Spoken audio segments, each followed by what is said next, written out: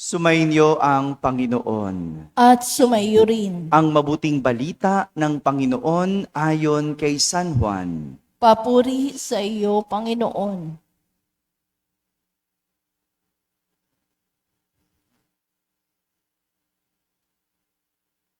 Noong panahong iyon, marami sa mga nakarinig kay Jesus ang nagsabi, "Tunay ngang ito ang propetang hinihintay natin."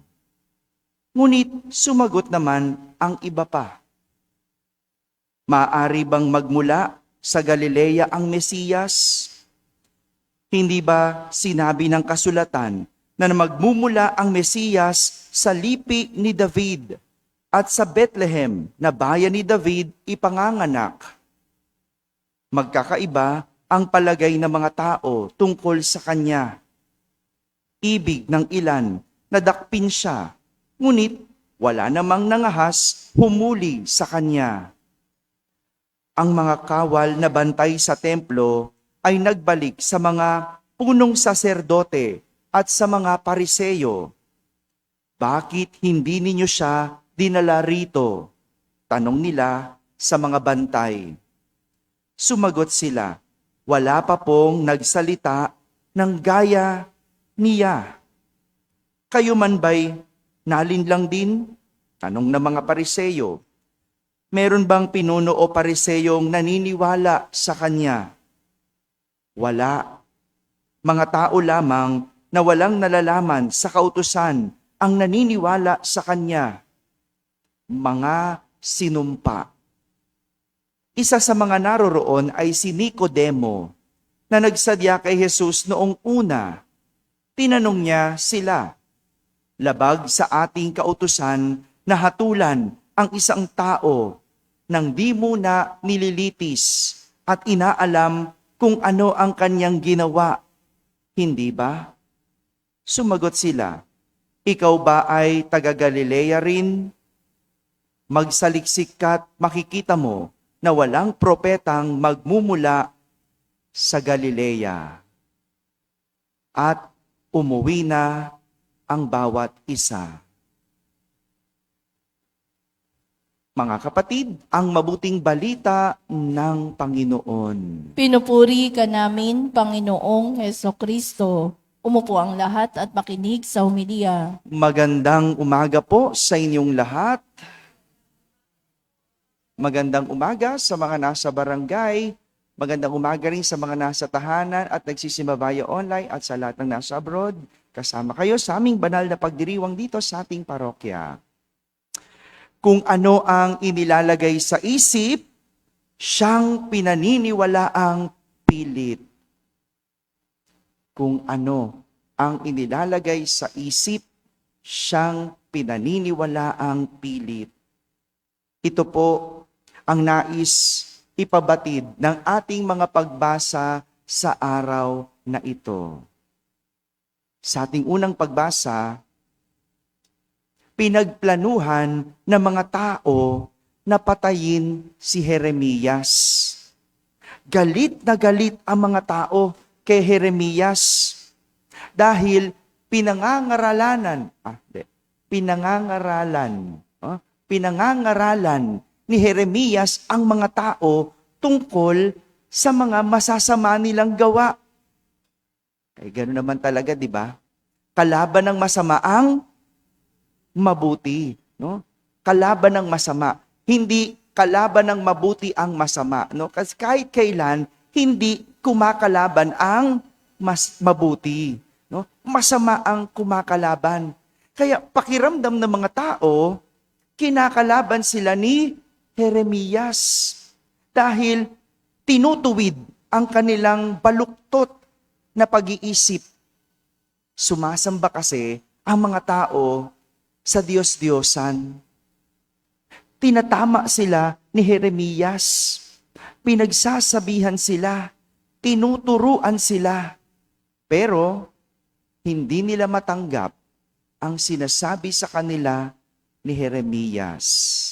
Kaya nga nabuo ang galit. Kasi pakiramdam nila, kinakalaban sila. Sa galit, pinag-isipan nilang patayin si Jeremias. Pakiramdam kasi nila, bulaang propeta si Jeremias. Yun ang nasa isip nila. Hindi siya totoong propeta. Bakit siya kailangang mangaral? Bakit siya ang nagtuturo?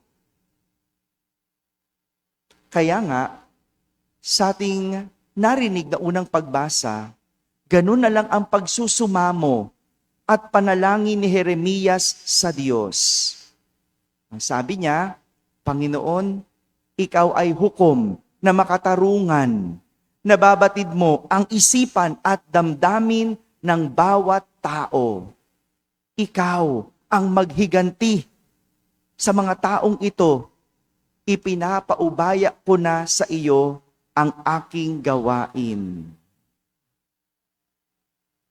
Tunay nga na kahit kailan ang mabuti hindi kumakalaban sa masama. Kaya nga, si Jeremias kahit kinagagalitan, kahit pinag-iisipang patayin, hindi siya gumanti. Hindi siya lumaban. Tayo, di ba? Pag ginawang ka ng masama, anong gagawin mo? Ay gaganti ka. Oh? Pag naisip mong ikaw ay pinagpaplanuhan na patayin, di ba? Anong gagawin mo? Bay, syempre, nag-iisip ka din, paano ba ako makakaisa dito? Paano ba ako makakauna dito? Di ba? Pero si Jeremias, ang ginawa, ipinagpas sa Diyos. Hinayaan ang Diyos ang gumanti. Hinayaan niya ang Diyos ang magparusa na lang sa mga tao. Sa panalangin ito, sinasabi ni Jeremias na alam ng Diyos ang laman ng isip at damdamin ng bawat tao. At hindi niya sila mababago kung kaya't ipinagpapasa Diyos na lang ang mga ito. Kung ano ang inilalagay sa isip, siyang pinaniniwalaang pilit. Yung mga tao, hindi mabago ang kanilang nasa isip. Kaya si Jeremias, pinagpasa Diyos na lang ang lahat.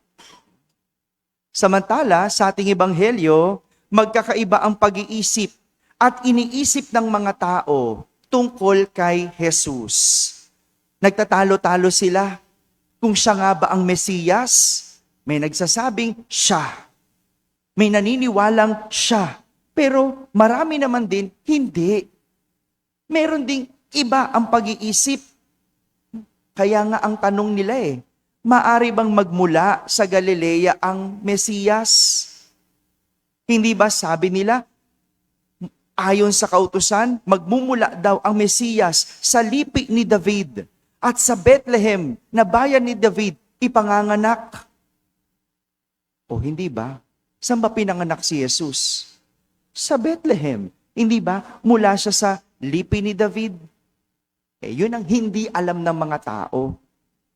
Hindi nila alam at iba ang kanilang nasa isip. Yun ang problema. Iba ang kanilang alam sa nalalaman na totoo. Kaya nga ang mga Pariseyo, kumbinsido na hindi si Jesus ang Mesiyas. Mabuti na lang nandun si Nicodemo.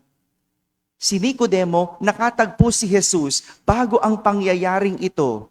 Kaya naman, anong depensa ni Nicodemo? Labag sa ating kautusan na hatulan ang isang tao nang di muna nililitis at inaalam kung ano ang kanyang ginawa. Hindi ba? Ayun, yun ang problema sa tao. Hindi kasi muna inaalam ang totoo. Kung ano lang ang nasa isip, yun ang pinaniniwalaan. At kahit tayo, ganyan. Hindi ba? Hindi lang nagsalita, anong nasa isip mo? Oh, masungit yan. Hindi lang nagsasalita, hindi lang umiimik, masungit na. Baka naman may pinagdadaanan. Ha? Meron lang sinabi, tinama ka lang, tinuruan ka lang. Ano nasa isip? Ay, stricto yan. Mahigpit yan. No? Di ba? tinuruan ka lang naman. Gusto nyo ba hindi tinatama? Hello? Ba't umiiwas pag tinatama? Hello? Minsan di ba ganun? Kasi iba no? Iba yung pakiramdam natin. Parang pakiramdam natin, inaatake tayo. Pero hindi mo na kasi natin inaalam ang totoo. Yung iba minsan sabihin, ay, ang damot niyan. Porke ba hindi lang nagbigay, madamot? Baka naman, meron lang paglalaanan. O baka naman naloko na, kaya nagiging wais na lang. No? Minsan ganon, di ba? Mali tayo ng iniisip sa ating kapwa. Mali tayo ng pag-iisip. Kaya nga maganda yung paalala ni Nicodemo. Kailangan muna nating litisin. Ano ibig sabihin pag nililitis? Kilalanin, alamin, kilatisin, saliksikin, di ba? Alamin mo muna bago ka humusga. Kilalanin mo muna bago mo husgahan. Alamin mo muna bago mo paniwalaan. Mga kapatid, ito yung paanyaya sa atin ng ating mga pagbasa sa araw na ito. Ano mang nilalagay sa iyong isip, siyang pinapaniwala ang pilit. Kaya magandang balikan, ano ang laman ng aking isip? Paano ako mag-isip? Paano ako humusga? Totoo nga, kung ano ang inilagay sa isip, siyang pinapaniwala ang pilit. Dahil ang isip ay makapangyarihan. Nagagawa nitong paniwalaan ang anumang ilagay natin sa ating kaisipan. Amen? Amen.